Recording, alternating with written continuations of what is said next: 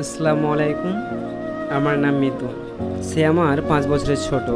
আমাকে পছন্দ করতো 9 মাস আগে থেকে, কিন্তু আমি জানতাম না সে আমাকে দূর থেকে এক পলক দেখে ভালোবেসে ফেলেছে। অথচ আমি তাকে কোনোদিন দেখিনি। আমার বাড়ি ছিল পাশাপাশি এলাকায়, কিন্তু আমি তাকে চিনতাম না। সে আমাকে চলার পথে 2 দিন দেখেছে, কিন্তু আমি দেখিনি। কোনো একভাবে একদিন ওর বাসায় আমার দাওয়াত পড়ে, আমিও গেলাম। সেখানে তাকে আমি প্রথম দেখি। প্রথম দেখাতেই কেমন জানি চিনচিন করে উঠল। 2-3 সেকেন্ড দেখেই কেমন যেন মায়া অনুভব করলাম। সব থেকে সুন্দর ওর দুটো চোখ, মাশাআল্লাহ। ছেলেদের চোখ যে এত সুন্দর হয় আমি দেখিনি। ওর হাসি, ওর চেহারা, সব কিছু আমার ভালো লাগে। পরে নিজেই নিজেকে ধমক দিয়ে ভাবলাম, ধ্যাত কী ভাবছি এসব, ছেলে আমার বয়সের ছোট, আর কি আবোল তাবোল ভাবছি। যাই হোক, ওর মা আমাকে ভীষণ পছন্দ করতো। এমন পছন্দ করতো আর কি স্নেহ করতেন। বলে রাখা ভালো, আমি একটা স্কুলে টিচিং করতাম। ওর ছোট ভাই আমার ছাত্র। সে সুবাদে তার ফ্যামিলির সাথে আমার একটা সম্পর্ক হয়ে ওঠে। দাওয়াত শেষে চলে এলাম। সে মাঝে মধ্যে ওর আম্মুর ফোন থেকে আমাকে মেসেজ করতো, সালাম দিত। আমিও উত্তর দিতাম ছোট ভাই হিসাবে, বিভিন্ন উপদেশ দিতাম। সে বাধ্য ছেলের মতো আচ্ছা বলতো। এভাবে টুকটাক কথা হতো মেসেজে। একদিন সে সাহস করে আমাকে বলেই ফেললো সে আমাকে ভালোবাসে। আমি আকাশ থেকে পড়লাম, কি বলে ছেলে এসব। আমি শুয়েছিলাম তখন। ওর এমন প্রপোজ শুনে আমি তো শোয়া থেকে দাঁড়িয়ে গেছি। আমার শরীর কাঁপছিল, নিজের কানকেও বিশ্বাস করতে পারছিলাম না। এক দৌড়ে ছাদে উঠলাম। ওকে বলছিলাম, তোমার কি মাথা খারাপ হয়ে গেছে? কি বলছো এসব? আমি তোমার বয়সে বড়, এসব আবেগের কথা বাদ দিয়ে পড়ালেখায় মন দাও। সে বলল, না, এটা আবেগ না। আমি আপনাকে আরও 9 মাস আগে থেকে ভালোবাসি, কিন্তু আপনি জানেন না, আমি প্রতিদিন 2-3 বার আপনার বাড়ির রাস্তায় যাওয়া আসা করি, শুধুমাত্র আপনাকে এক নজর দেখার জন্য। কিন্তু আমি আপনাকে দেখেছি মাত্র 2 দিন। আপনি আমার পাশ দিয়ে হেঁটে গেছেন, কিন্তু আমার দিকে একটাবার ফিরেও তাকাননি। ছেলের এমন কথা শুনে কেমন যেন থমকে গেলাম। তখন বুঝতে পারছিলাম তাকে 2-3 সেকেন্ড দেখে আমার কেন এমন লাগছিল। মায়া একটা অদ্ভুত জিনিস। একটা মানুষ আমাকে মাসের পর মাস নীরবে একা একা ভালোবেসে যাবে, আর আমার মনে তার প্রতি মায়া কাজ করবে না, তা হয় না। আমি নিশ্চুপ হয়ে গেলাম। আমার মাথা থেমে গেছে। জীবনে এত এত ছেলে আমার পিছনে ঘুরঘুর করেছে, আমি কাউকে পাত্তা দিইনি। অথচ তার কথা শুনে আমার শরীর কাঁপছে কেন? আমার সাথে এটা হচ্ছে কেন? হঠাৎ সে বলে উঠল, হয় আজকে শুরু, না হয় আজকেই শেষ। আমি আর পারছি না।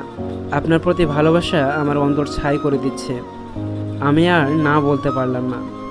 ওর কথা শুনে আমি শুধু বললাম, তুমি একটু আমার বাড়ির সামনে এসো, আমি তোমাকে একটু দেখব। সে কলে থেকে 10-15 মিনিট পথ একটা দৌড় দিয়ে আমার বাড়ির সামনে এলো।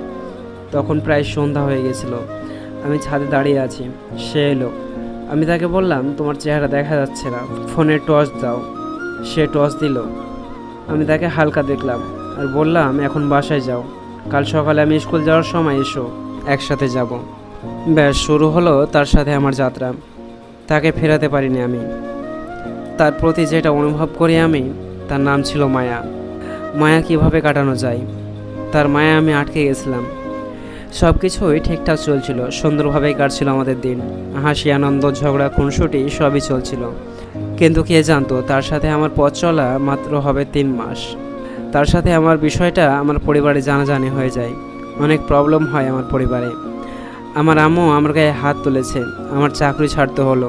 তার সাথে আর যোগাযোগ হয়নি আমার। দেখা নেই, কথাও নেই। দিন গেল, মাস গেল, বছরও গেল।